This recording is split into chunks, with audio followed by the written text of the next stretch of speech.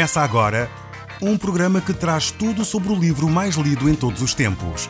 Apresentamos O Som do Livro.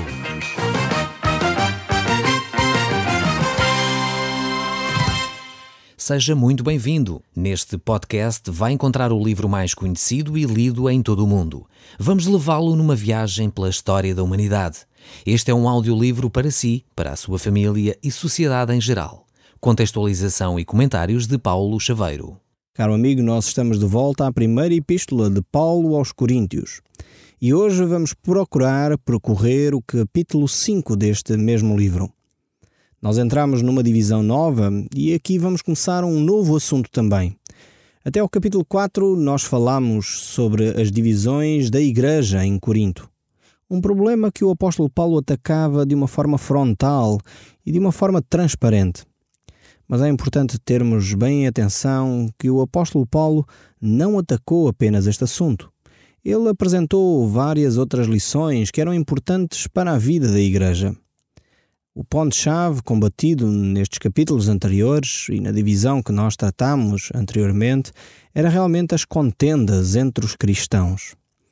E Paulo reprova seriamente esse tipo de atitude. Muitas vezes cristãos se degladeiam com opiniões, se magoam, se dividem desnecessariamente. É necessário realmente nós vivermos a unidade em Cristo Jesus. E isso é um desafio diário, um desafio constante para aqueles que amam ao Senhor Jesus Cristo. Então ele mostrou nesses capítulos anteriores a importância de nós nos mantermos unidos e de não andarmos a criar divisões dentro daquilo que é a Igreja Una de Jesus Cristo. No capítulo 5 aqui, Paulo vai abordar um outro tema. Um tema que realmente é muito importante também para nós. Aqui tem a ver com o estado espiritual da Igreja em Corinto. Este capítulo vai falar acerca da impureza e da disciplina na Igreja. Eu sei que isto é um assunto bastante quente, é um assunto que incomoda algumas pessoas. Será que realmente dentro da Igreja cristã nós devemos disciplinar as pessoas?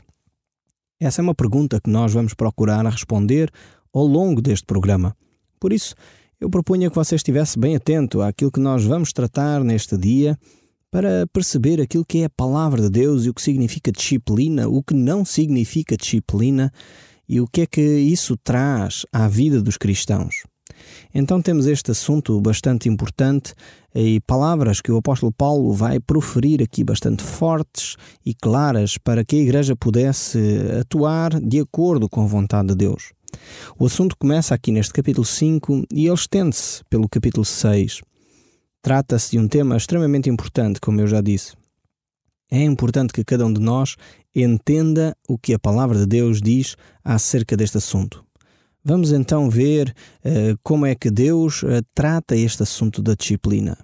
Como eu disse, em primeiro lugar é necessário entendermos o que é disciplina. Então, eu gostaria de dar aqui uma pequena definição de disciplina. Disciplina é um ato de amor que visa a restauração e a correção de quem está a viver em pecado. Eu quero repetir isto porque, se não entendermos bem este conceito de disciplina, quando voltarmos a falar dela, poderemos confundir tudo outra vez.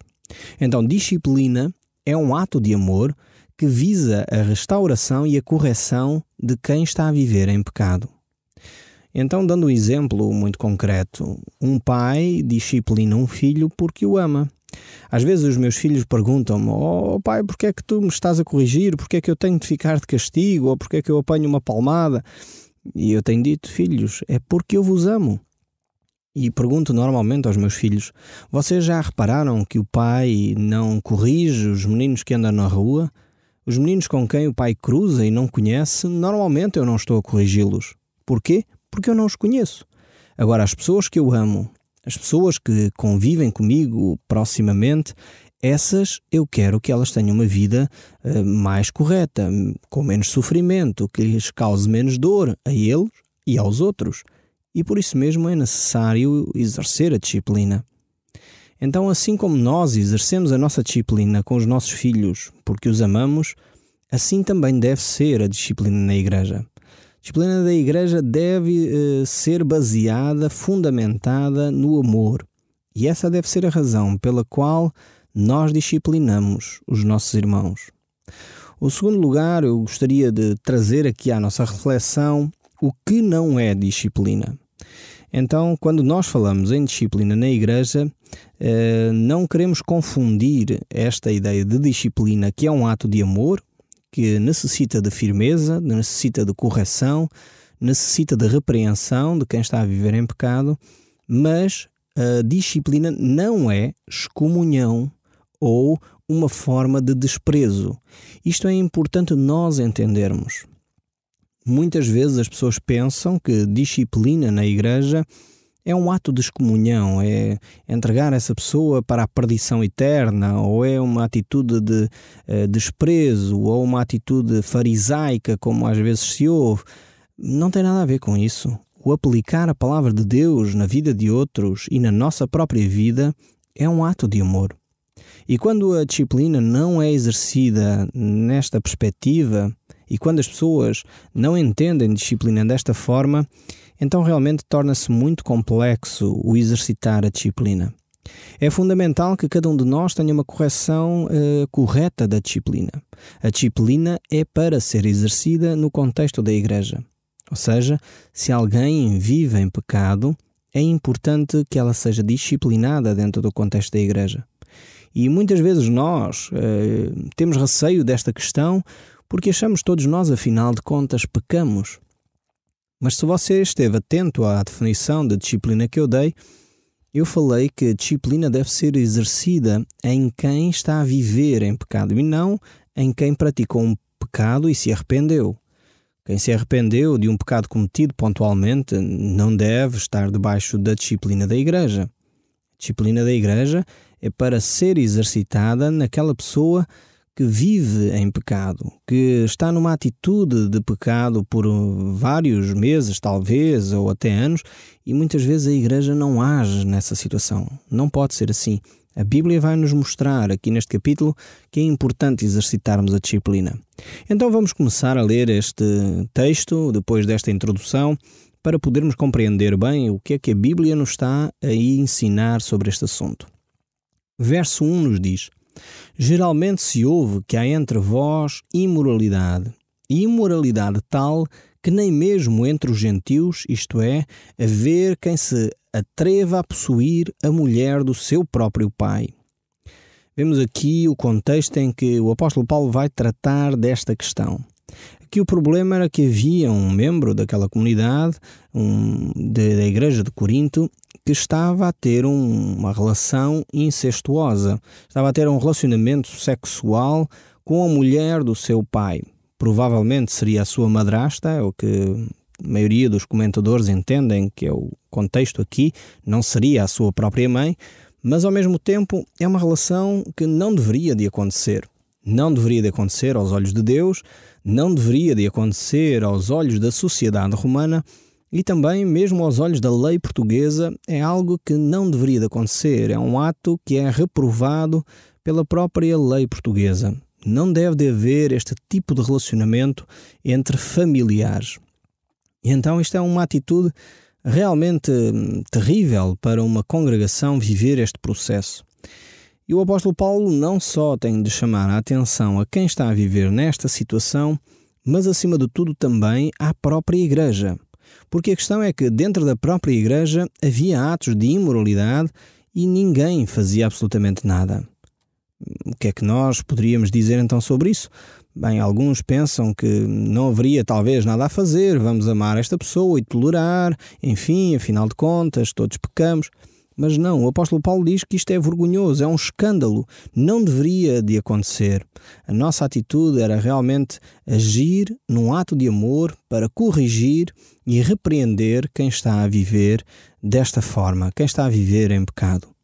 Então é importante que o apóstolo chame a atenção à igreja para que realmente ela não permita que este tipo de situações continuem a acontecer. É realmente algo que Deus reprova na vida da igreja e na vida desta própria pessoa. Então, se por um lado temos um homem que estava a viver em pecado, por outro lado temos uma igreja inativa que permite a imoralidade e pactua com ela sem realmente fazer absolutamente nada. Não devemos deixar que o pecado fique no nosso meio, fique nós silenciosos diante de tal situação. Aqui o texto bíblico mostra claramente que uma igreja, até como esta, que foi plantada pelo próprio apóstolo Paulo, tinha defeitos. E é interessante quando nós olhamos para a Bíblia, vemos que a Bíblia escreve também os factos negativos das igrejas, dos homens de Deus, aquilo que realmente, se calhar, nós gostaríamos de esconder, a Bíblia relata-os de uma forma transparente e de uma forma clara. Talvez aqui poderíamos perguntar, mas porquê é que a Bíblia registra estes factos negativos? Será que não seria melhor ter uma Bíblia que só fala de coisas agradáveis, só fala de coisas positivas, que só mostra os aspectos dos homens santos de Deus?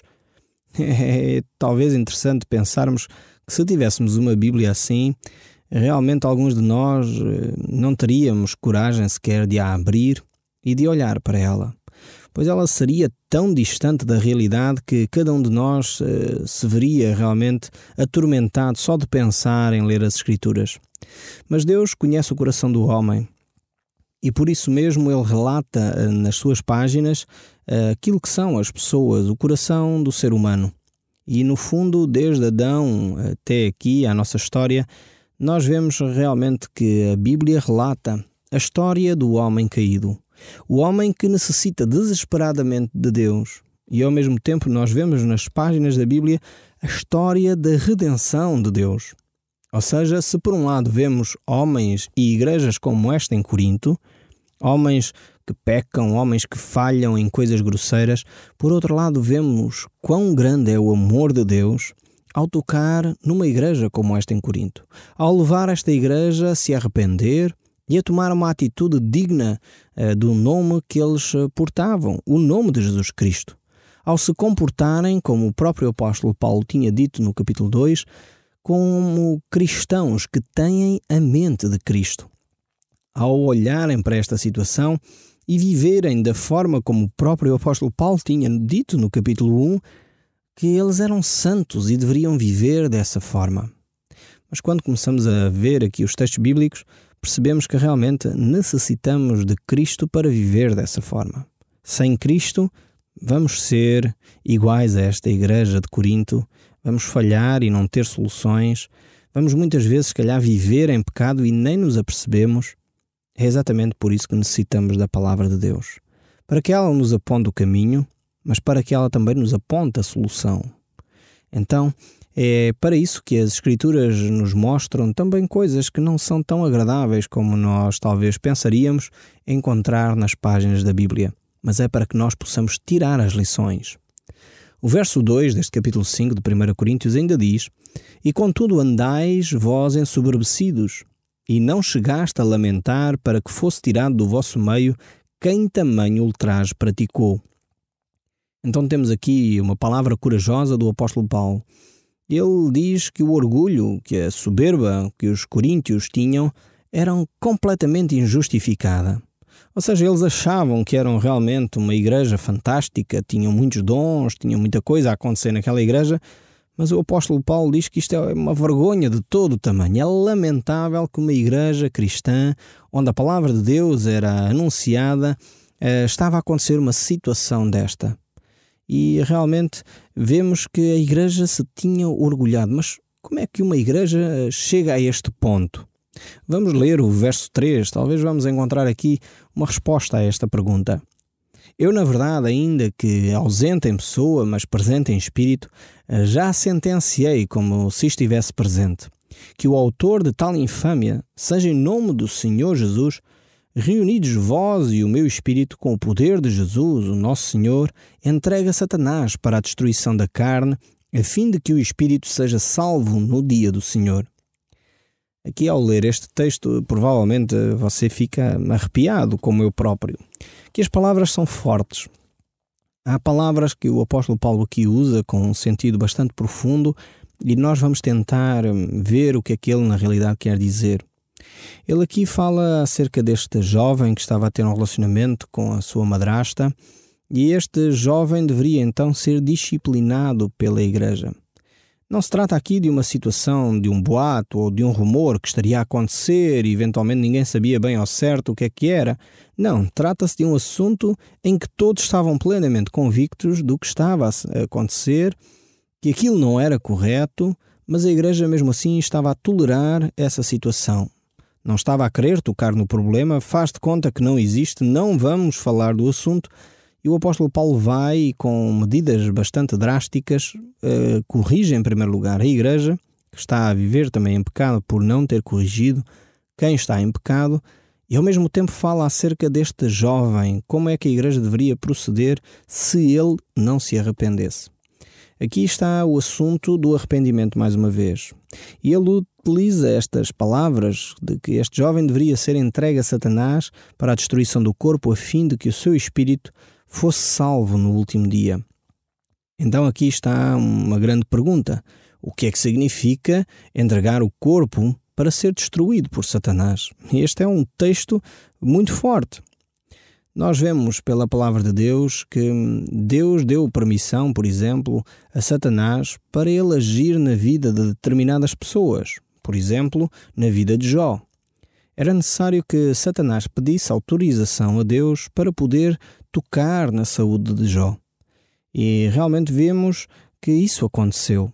Vemos também que Satanás teve de pedir permissão a Deus para tentar ou para peneirar o apóstolo Pedro. E o próprio Jesus declarou essa situação.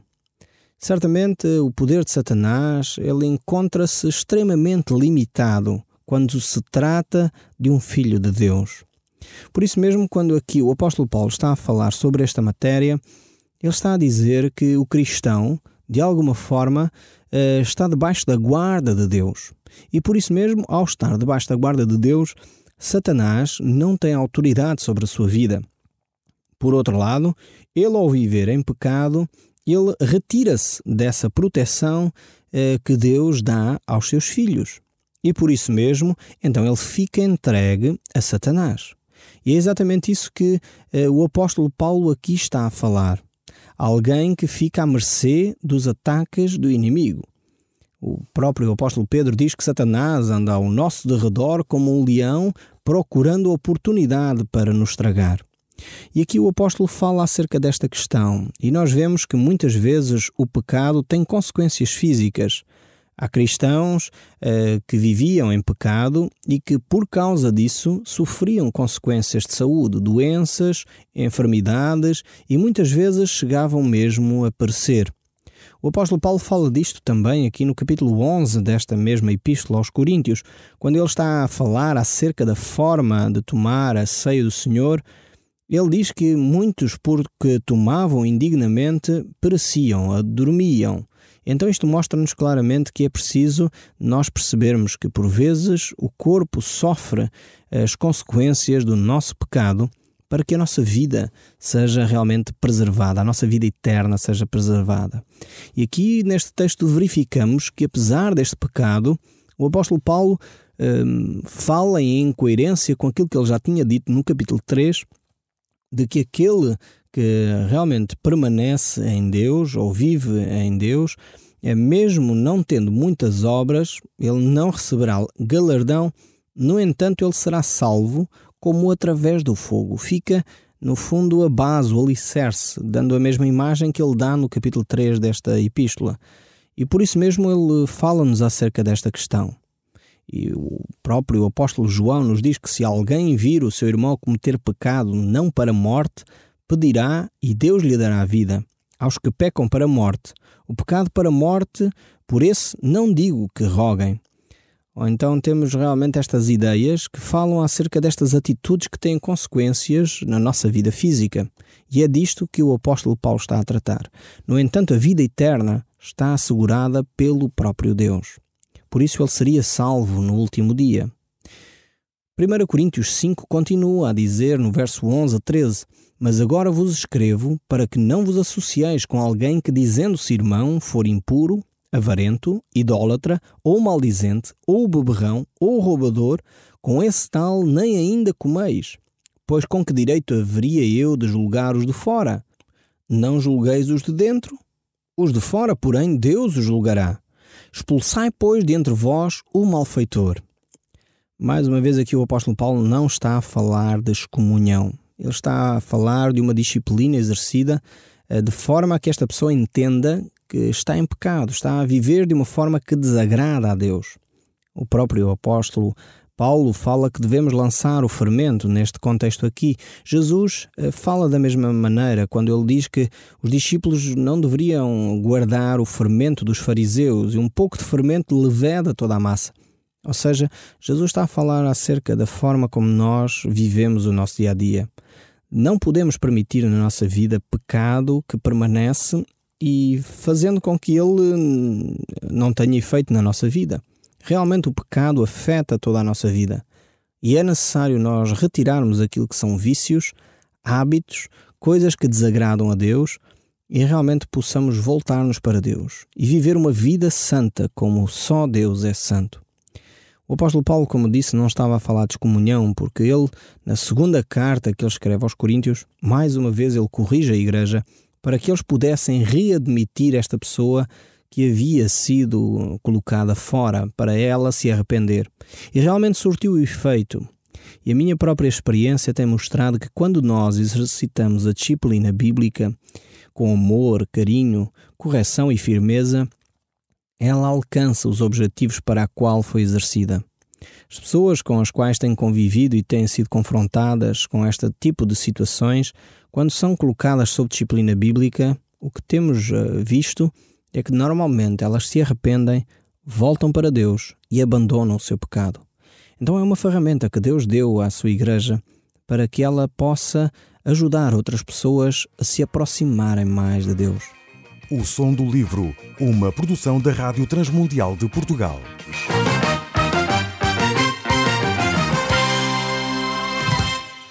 RTM. Conhece todos os nossos programas em rtmportugal.org. Uma produção da Rádio Transmundial de Portugal.